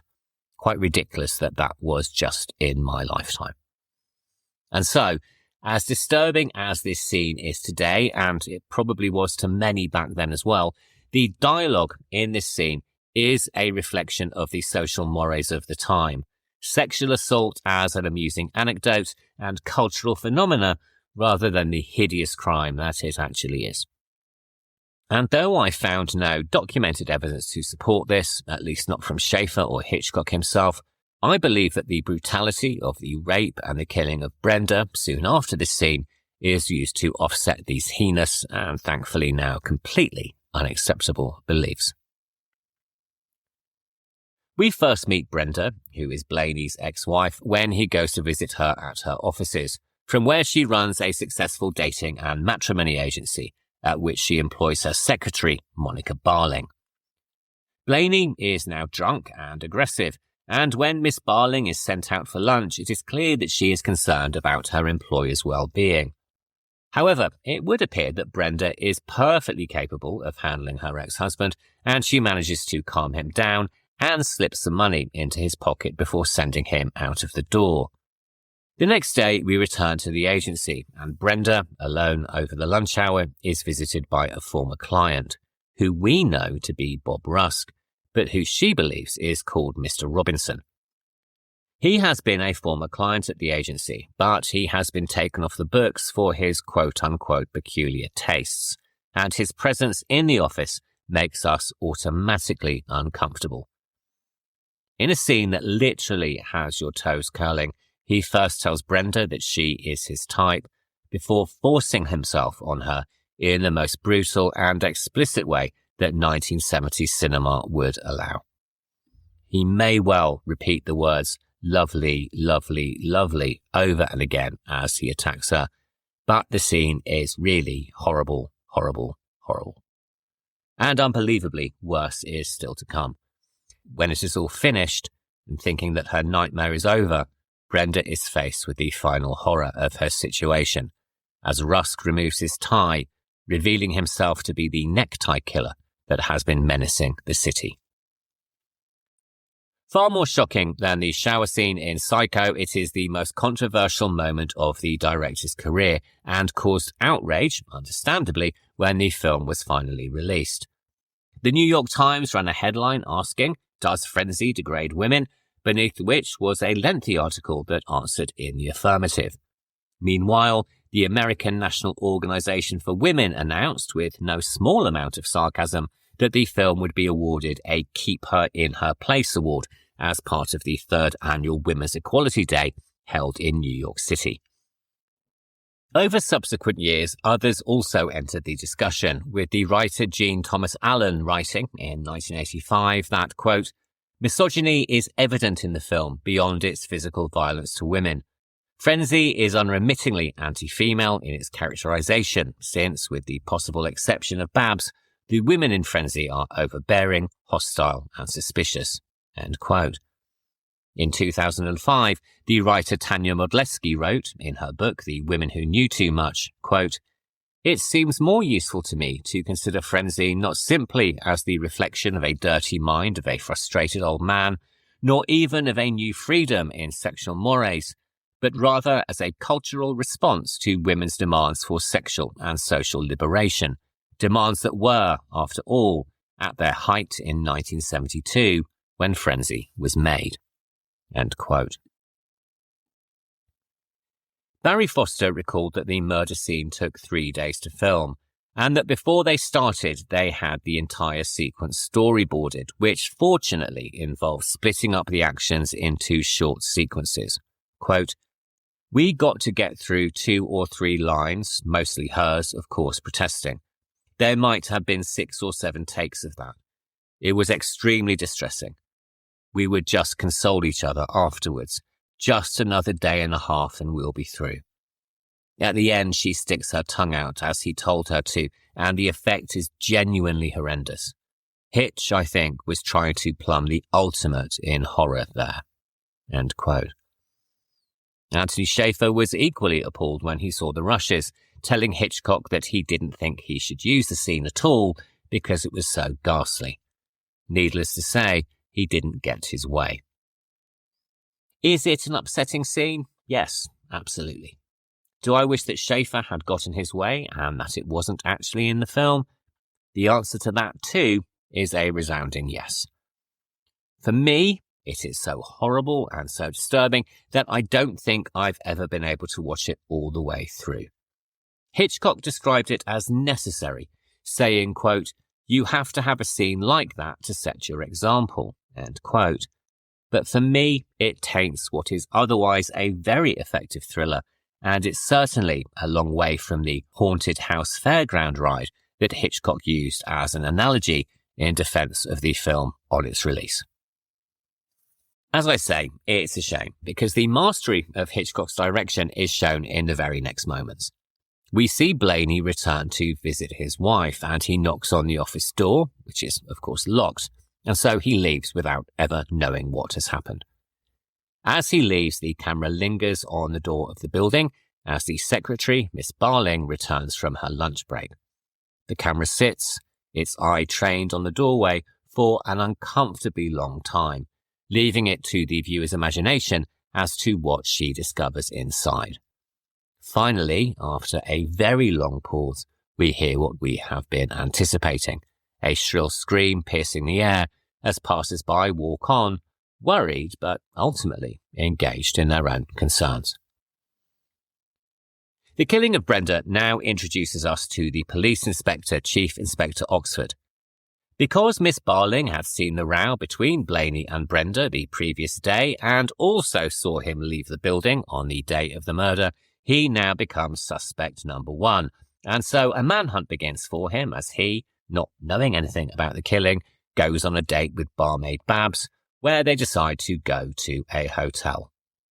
As well as providing the face of law and order, Chief Inspector Oxford provides some comedic moments, most notably in his exchanges with his wife, who, as I mentioned earlier, is taking cordon bleu cookery lessons and is serving him the most hideous dinners imaginable, a fish consommé and pig's trotters being just two such examples. It's all rather clunky humour and very 1970s, but at least it offsets the tone of what would otherwise have been a relentlessly horrifying film. It's also, according to Schaefer, essentially for the solution of the film. He says that he included these scenes as a means to allow Inspector Oxford to deliver a great deal of exposition to his wife, thus allowing him to eventually realise that the police have been pursuing the wrong man. Before this, though, and tipped off by the hotel staff as to Blaney's whereabouts, the police soon track him down. However, alerted to the murder by a complimentary hotel newspaper, both he and Babs go on the run. They initially take refuge in the home of one of his friends, Johnny Porter, played by Clive Swift, and his wife Hetty, played by Billie Whitelaw, who horror fans will know best from her turn as Mrs. Baylock in The Omen. Johnny is keen to help his friend, believing in his innocence, while Hetty is far less welcoming, insisting that the police be called and wanting nothing to do with the affair when her husband ignores her protests. But sadly, though, Babs returns to the pub where she runs into Bob Rusk. Quitting her job, she accepts his offer of a place to stay, and we know all too well what is going to happen once she gets there. This is another example of Hitchcock's masterful and far more subtle direction. We follow Babs and Rusk up the stairs to his apartment, and he opens the door, telling Babs ominously that she is just his kind of woman, the very words he said to Brenda before her murder. But instead of following them inside or showing the violence of the crime, the camera slowly and silently retreats down the staircase, backing out onto the street, which, again, like Fritz Lang's M, suddenly becomes filled with traffic and noise. We do not need to see what happens here. We already know. But there is another uncomfortable scene to follow, though one that I admit is far less horrifying than the one we've already discussed. Bob Rusk disposes of Babs' body in a truck from the vegetable market, putting her in a sack full of potatoes and throwing her inside. It is only when he returns to his flat that he realises his tie pin, which he removes for each killing, is missing, and an effective montage flashback reveals that Babs grabbed it off his lapel during their struggle. Returning to the truck, he makes his way inside to find the incriminating evidence, but the truck begins to drive away before he can do anything. And we now have an incredibly lengthy scene in the back of the truck as Rusk struggles with Babs' body, in a moment which is oddly reminiscent of Hitchcock's 1995 comedy The Trouble with Harry, and which also anticipates films like the Coen brothers' Blood Simple from 1984. And if you've never seen Blood Simple, by the way, I highly recommend it. It's amazing. The truck sequence took up 22 pages of the shooting script, and it took 12 days to shoot, though nights would be more appropriate, as some of the filming had to take place on open roads around London in the dead of night. A series of multiple montage sequences requiring multiple cuts, it is a highly effective and very memorable piece of cinema, though it is probably worth noting that for at least part of the filming, Hitchcock himself wasn't present, and shooting fell to assistant director Colin Brewer instead. In fact, there has been some debate as to how much of the film was Hitchcock's and how much belonged to Brewer. Hitchcock was in poor health for much of the shooting period, and Brewer would often need to take over when the director appeared fatigued. Regardless, it is a very impressive sequence, and once again, it has highly disturbing moments, as Rusk is forced to break Bab's fingers due to rigor mortis setting in. It's all very wince-inducing and all very horrible, but it is rather nicely offset by some dark comedy later. Sitting at the dinner table, Inspector Oxford is telling his wife exactly what happened in the back of the truck, while she innocently snaps at some breadsticks as she listens, leading him to finally ask, in between winces, whether they are ever going to have normal bread in the house again. Blaney is now in the frame for 2 killings, and kicked out onto the street by the porters, he seeks refuge in the only place he can think of, which is, unfortunately for him, with Bob Rusk. Rusk seizes the opportunity to plant further evidence against him and calls the police, at which point Blaney realizes that his friend has not only betrayed him, but has been the killer all along. He is charged and sent to prison, but vows to take revenge.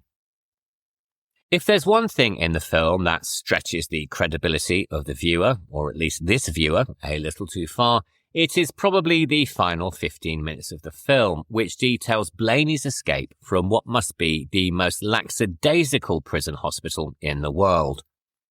Drugging a guard with a batch of sleeping pills, secured with the help of other prisoners, he rather conveniently manages to walk free, disguised as a doctor, which to my mind is a rather large plot hole that Schaeffer, who criticised Hitchcock for the very same thing, should be thoroughly ashamed of.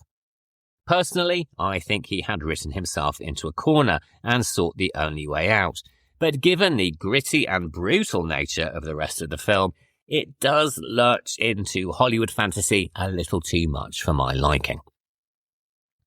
Regardless, though, he does manage to make his way to Rusk's flat to seek his final revenge, and seeing a figure in the bed, bludgeons it through the bedclothes, only to discover it is not Rusk at all, but his latest victim. Inspector Oxford, anticipating that this is exactly where Blaney would be heading after his escape, arrives on the scene, and for a second, it seems as if our antisocial anti-hero is in the frame for yet another murder. About to protest his innocence, he is shushed by the inspector as Rusk returns to his flat, lugging a huge packing trunk in which he hopes to hide the body. Realizing that the game is up, he drops the trunk on the floor, as Inspector Oxford sarcastically points out that the usually immaculate Rusk is no longer wearing his tie. Frenzy premiered out of competition at the 1972 Cannes Film Festival, where it received universally positive reviews. It then had its official world premiere in London on May the 25th, followed by the New York premiere a few weeks later on the 21st of June. Reviews on the whole were largely positive, with Variety praising Hitchcock's ingenious storytelling and saying that it was, quote, stamped with the same mischievous, audacious, and often outrageous mixture of humour and suspense that first made him and later sustained him, end quote. Roger Ebert called it a return to form by the master of suspense. The Times called it the best Hitchcock in years, while the New Yorker praised Schaeffer's screenplay and the performances of all the cast, noting that as they were pretty much unknown outside of England, audiences would have no preconceptions about who were the stars and therefore unkillable. But not everyone was happy. Novelist Arthur LeBurn was far less than pleased with the adaptation of his source novel, calling it distasteful, appalling, and grotesque. Other commentators were less personally affronted, but equally as critical, with the Washington Post writing that, quote, the reviewers who've been hailing Frenzy as a new classic and the triumphant return of the master of suspense are, to put it kindly, exaggerating the occasion. If this picture had been made by anyone else, it would be described justly as a mildly diverting attempt to imitate Hitchcock. End quote. For all of its shortcomings, which I have already discussed, I do think that Frenzy is a very fine film. It's no Psycho, The Birds, or Strangers on a Train, but it does have a compulsive plot, excellent performances, and some brilliantly executed moments. And if nothing else, it also serves as a time capsule of a Britain that no longer exists, both its good points and also, unfortunately, its bad. Certainly, it should have served as the triumphant swan song for the master of suspense, though sadly, this was not to be the case. In 1976, he released his final film, a black comedy called Family Plot, which starred Karen Black, William Devane, Barbara Harris, and Bruce Dern. Although this received favourable reviews, a good box office, and a Golden Globe nomination for Barbara Harris, I personally think it is rather humdrum and a mishmash of ideas that feels more like a TV movie than it does the final outing for the master of suspense. So, perhaps he should have quit while he was once again ahead. Alfred Hitchcock was an admirer of Fritz Lang, particularly his 1921 film Destiny. He visited the sets of both Die Nibelungen and Metropolis, and by the early 1930s, the two directors' careers were effectively running in parallel, experimenting with the sound era and filming narratives that explored murder and mob mentality, with The Lodger in 1927 and, of course, M in 1931. Although the protagonists in M and Frenzy are respectively guilty and innocent, the two films share a narrative structure of a man pursued, the mechanics of the manhunt, commentary on the psychology of the killer, and society's morbid fascination with the murderers in their midst. They're also, of course, both loosely inspired by real-life killings, respectively Peter Curtin and Neville Heath.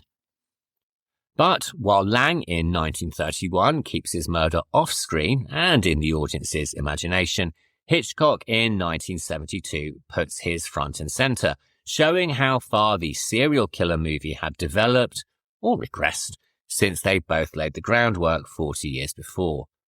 Watched as a double bill, they trace the trajectory of the subgenre from its origins to the more explicit, a journey that would continue long afterwards through films like The Silence of the Lambs, Seven, and beyond. But while Hitchcock is frequently invoked in popular media in discussions of the subgenre, M only seems to be mentioned by the ardent cinephile. It's perhaps worth remembering then, next time we watch a police procedural or manhunt movie, or indeed serial killer film, that it was both Hitchcock and Lang who created the cinematic tropes that we now take very much for granted. So next week, we are attending two family reunions as prodigal children return home and encounter dark secrets and conspiracies. First up, we have Paranoiac from Hammer Studios in 1963 and director Freddie Francis. This stars Jeanette Scott, Oliver Reed, Sheila Burrell, and Alexander Davion. Then we follow this with a return to Spain and A Bell from Hell from 1973 and director Claudio Gerlin Hill. This stars Renaud Verley, Vivica Lindfors, Alfredo Mayo, and Maribel Martin. If you've enjoyed this episode, please remember to rate, review, and subscribe wherever you listen to podcasts, and please also consider sharing it with any horror-loving friends. As always, you can write to the show at thehorrordouble@gmail.com, and you can also follow our Instagram at thehorrordouble. So, I'll be back next Sunday for the discussion, and until then, thank you very much for listening, and have a really great week. Goodbye.